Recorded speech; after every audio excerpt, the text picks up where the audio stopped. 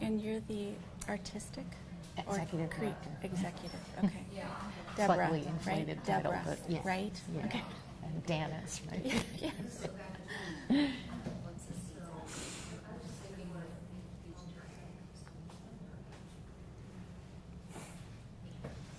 you guys ready? Yeah. Yeah. Hi, everybody. Thank you so much for coming out today. A little bit of sunshine out there and inside here. As I'm pleased to introduce Danis Morgan, who is showing in the gallery until February 11th. And she's brought all kinds of wonderful things to show her technique and process.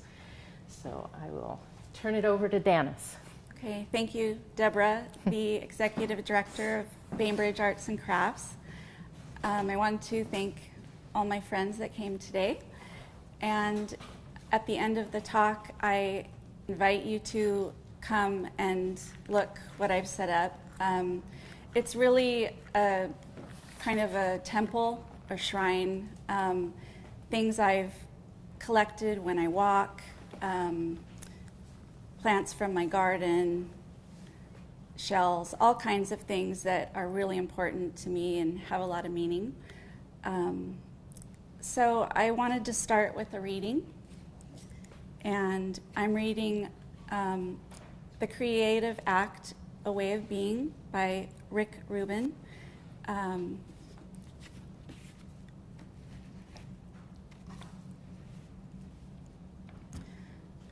The reason we're alive is to express ourselves in the world, and creating art may be the most effective and beautiful method of doing so. Art goes beyond language, beyond lives. It's a universal way to send messages between each other and through time.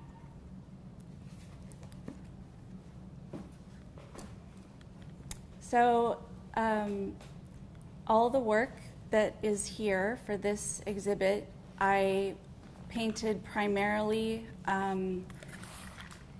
in the summer through fall, outside in my garden. The only piece I didn't do outside was this. This was the last piece I did in this collection of work. And I'm really excited about this piece because it's, I feel like all of this, you know, I'm on the verge of something new, and this is the glimpse of what I see is to come, in a way. And so the works on paper that you see, those are encaustic monoprints. The others are encaustic paintings. And so what I brought today was my small table that I work on to make the monoprints, and it's heated, and I melt the wax on top, and I'm actually going to show you how I would do a piece. Yeah, it's kind of like a little mini studio here today. But first, I just wanted to say, talk about like what inspires me and what I kind of my daily life. I walk every day. I have dogs, and that has been a huge discipline in my life for a very long time. And so it's become like this energy that I have to do every day. It's like you have to give the energy to receive it back. And so it's a way to connect with nature and to be quiet, mindful. So I think the best thing would to be just show you part of my process. And I'm going to lay out one of these pieces that I did recently and show you how I would start.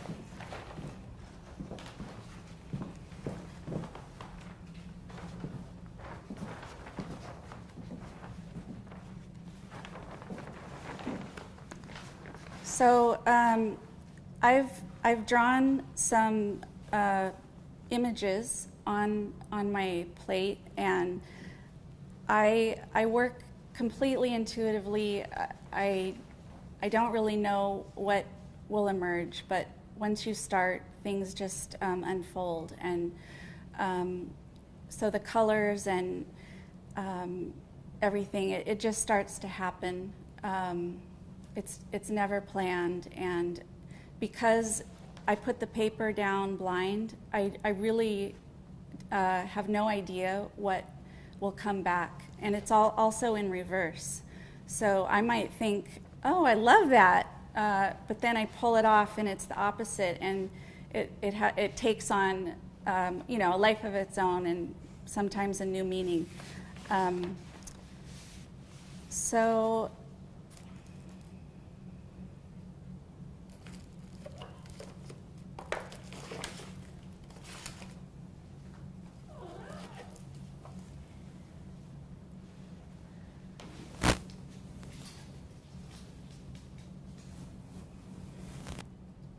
I understand you grew up in Alaska and spent a lot of time on farms and in gardens.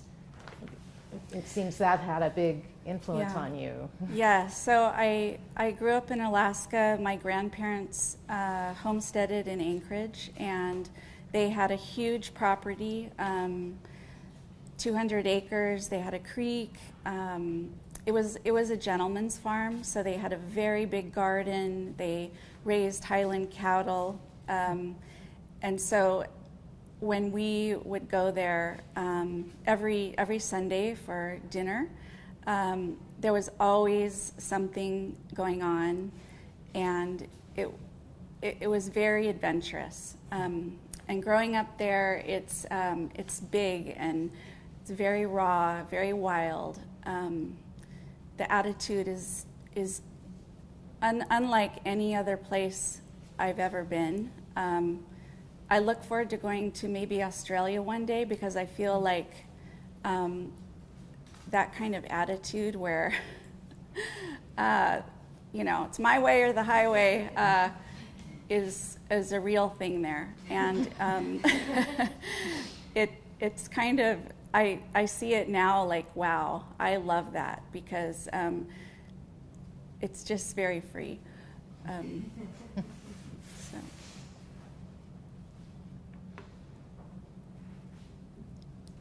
And those are sticks of wax? Okay, so these are, they are encaustics, and I do make my own medium, and that is beeswax tree resin that are heated together, and that's clear. And so from that, you can make your own, and I have done it in the past by adding pigments, but I buy mine from R&F Paints, and they come in big blocks like this, all different colors. And my palette is very limited, really. Like you can get any color you want, but it's very limited and unplanned. And I really use just whatever I have available, and then from those colors I create my own palette. Okay, so I want to just show you really quickly. So there's a smooth side and a rough side to this paper. So I'm going to use the smooth side. And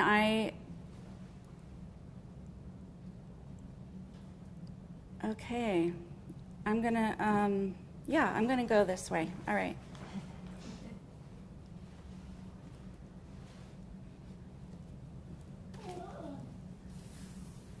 I use this Japanese brayer.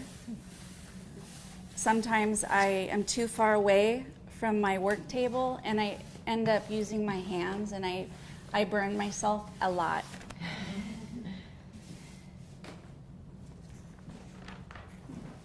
Okay, so this is what came out of this, and I am going to keep going with watercolor and pastel. I'm probably going to do a few more prints on here to create something more layered and something where you can visually, your eye is traveling through the piece.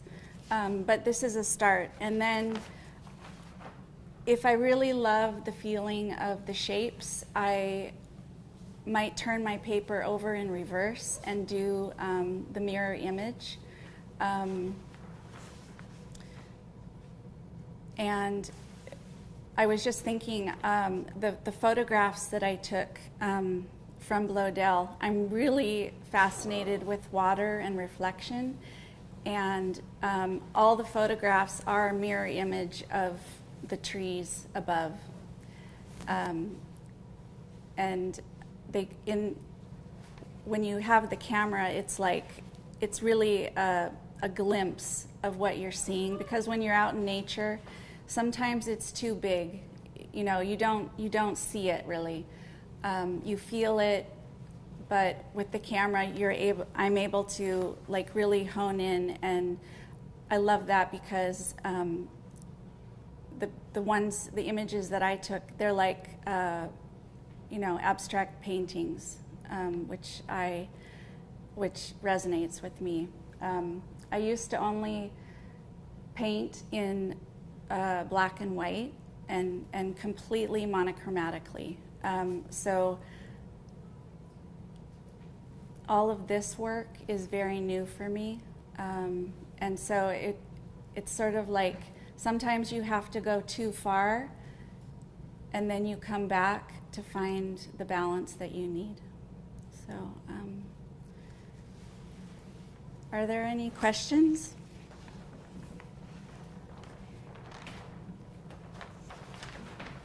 What kind of paper is that, Candace? Is it like a raised paper or? So I think it's a Japanese paper, and I don't know, I got it a long time ago. It's really amazing because it's like fabric. It's thick and soft, and I absolutely love it. I get a lot of paper from Japan. I source it all over. And I have a whole bunch of different, this is a different kind than this. Yeah.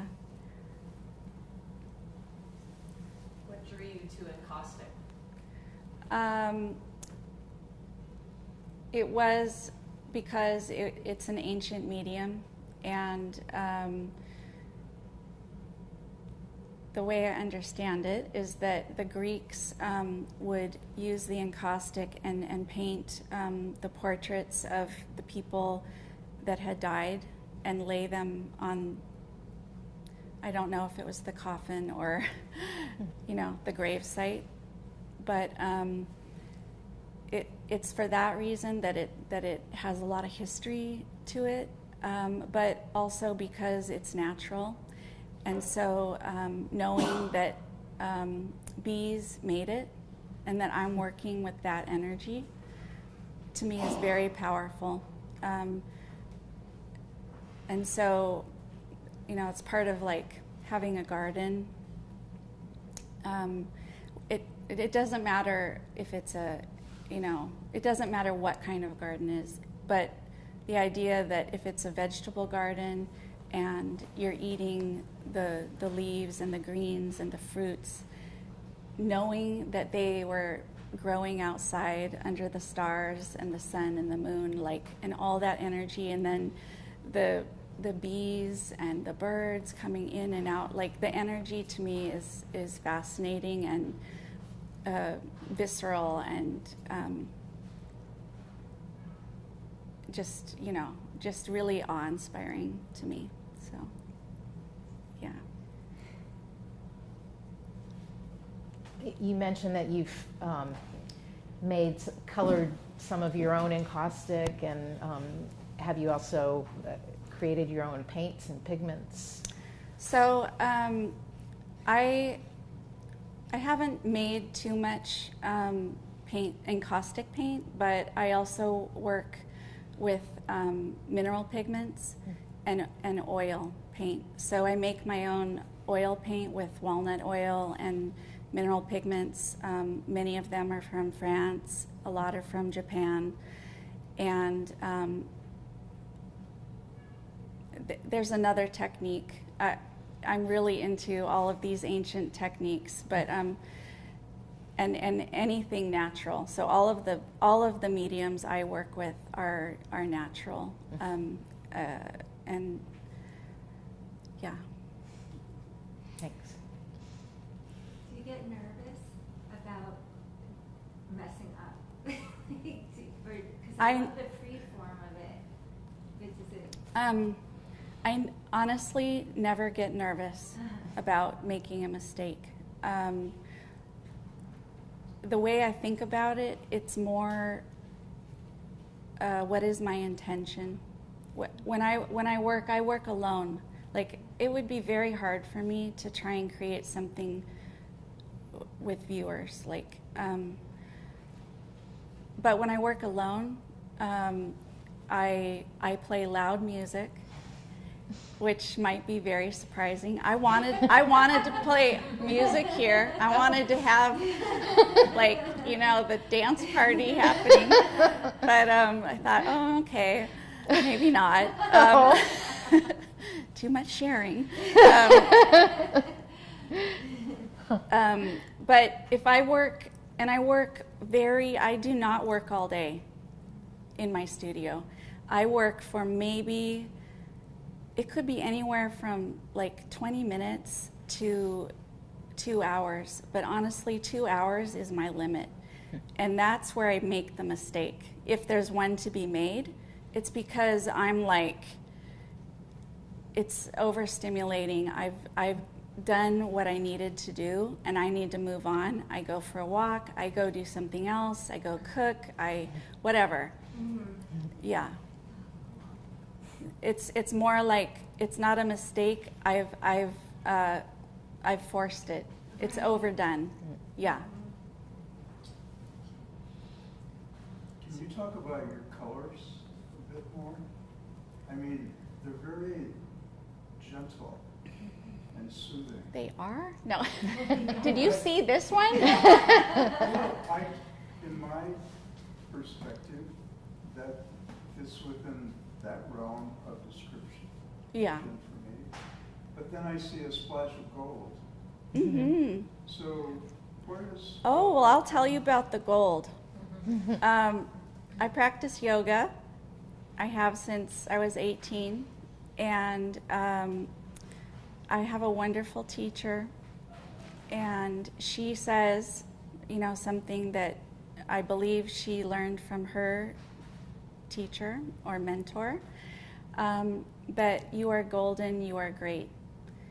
And I think about that every day. I started wearing gold. I never take it off. It makes me feel connected to the universe. And so for this exhibit, it was really important for me to not be afraid of expressing that, sharing that, and showing that. And the colors are, for me, they were very, very intense. A lot of them, I know a lot are very, very earthy, and but when I was working outside in the summer, I had roses and peonies and things that were really, really vibrant. And so some of those pieces came from that, just really visually, immersing myself out there. And then as I continued through autumn,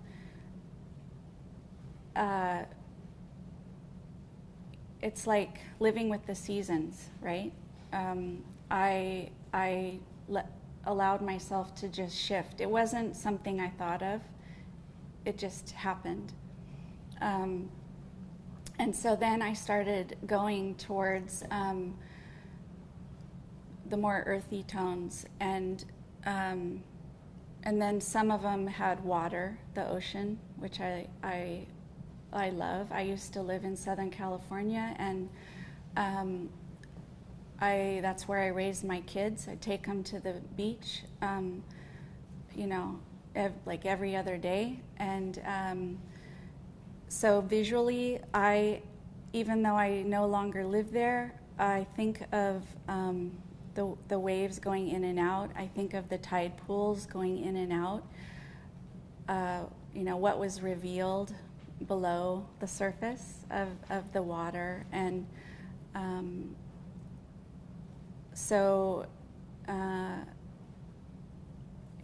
and this is where I'm going now with, like, I still love these colors.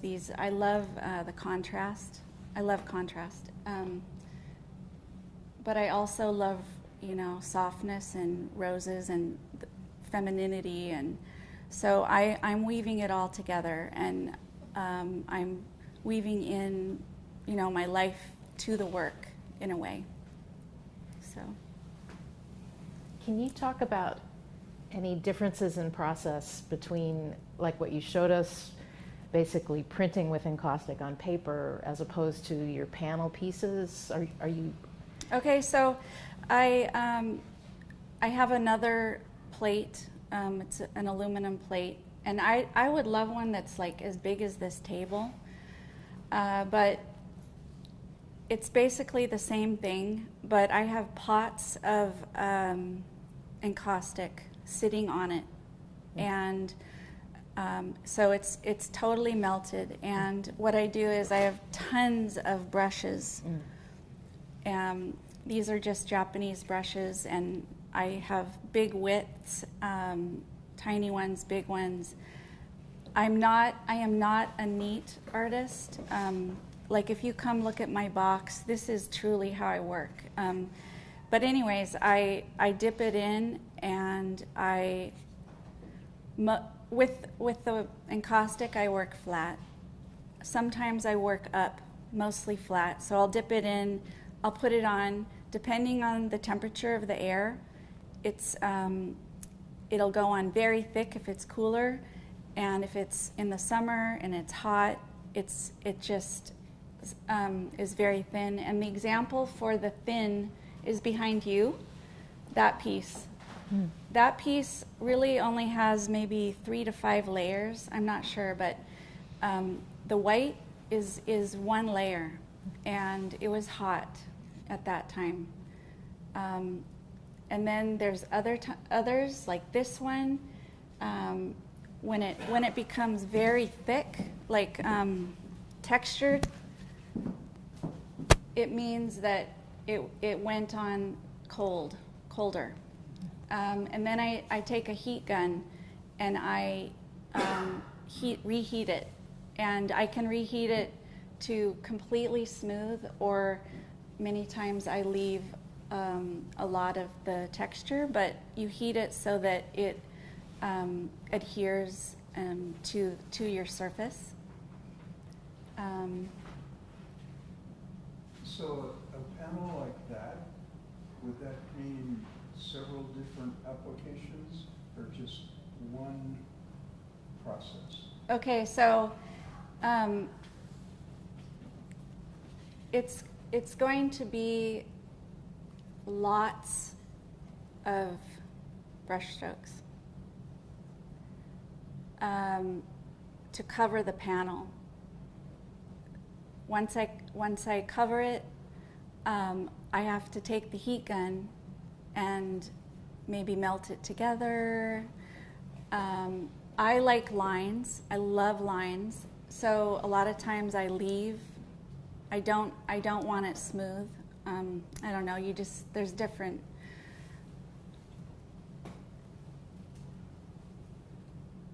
And then I'll choose maybe different colors. I'll keep going. It's very layered. It's pretty fast though. Not that I can do a painting, quickly, but the process is very fast. You can't take your brush and deliberate. You just do it, and I really like that about that. This medium.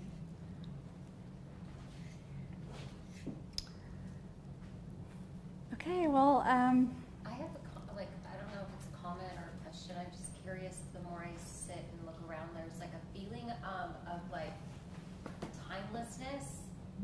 Of like I don't know if it's the colors. Like looking at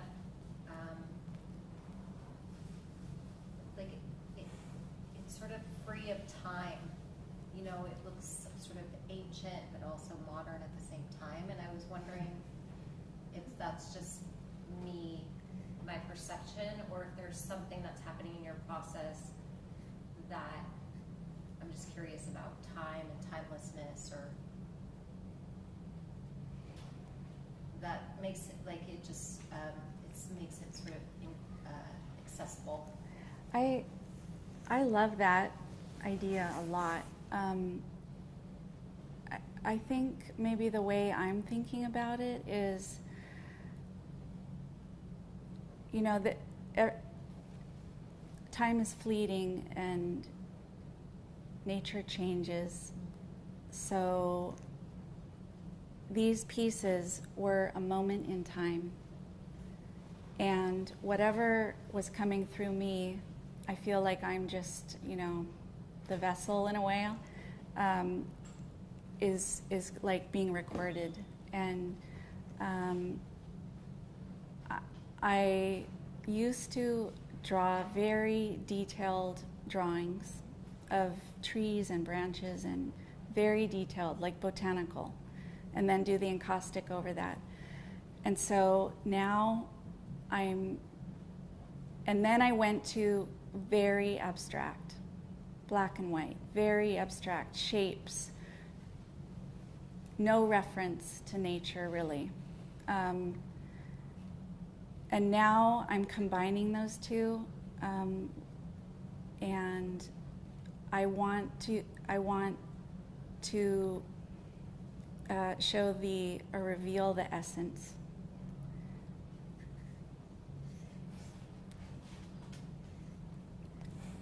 Well, thank you. Thank you.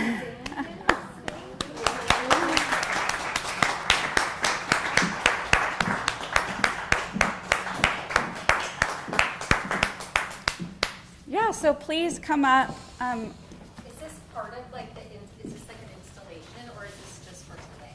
What you did here? This is just for today. Oh. Well, no, I had the wreaths on my house, Yeah. but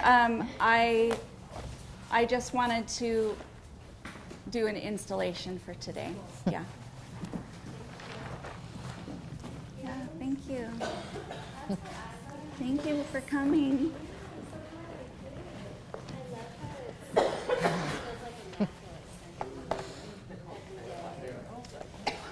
Yeah, that's what I wanted, to give people a glimpse of, me. I get that cough too, so I keep it.